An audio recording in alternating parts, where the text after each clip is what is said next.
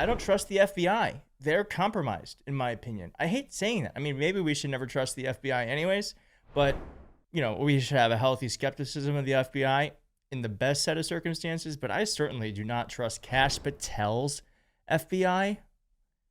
No, not one bit. They dangled out this carrot. It feels very similar to the Epstein files stuff in terms of what they presented, what MAGA expected, and what they were given.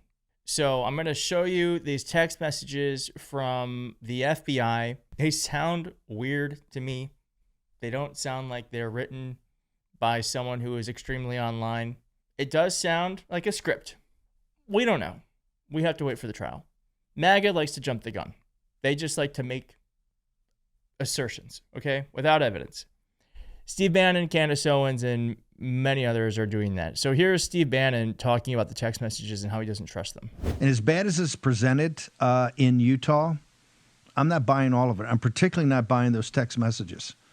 It just seems too stilted, too much like a script, actually a bad script.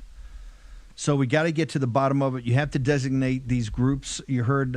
So they're starting to kind of drum up some conspiracies around this. Here's Candace Owens saying that she thinks the U.S. government is doctoring the messages. Yeah, these messages are clearly doctored, is what I would say. They're doctored. Now, they could decide why they're doing that. Tyler's being forthcoming. We're protecting him in some capacity. I find that to be unacceptable. Okay?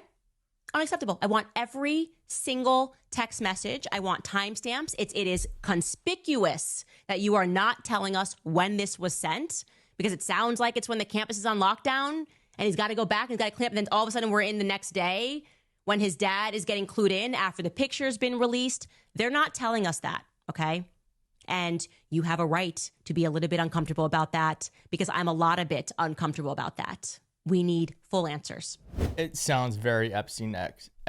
I mean, it's just crazy. We live in a time where the FBI cannot be trusted at all.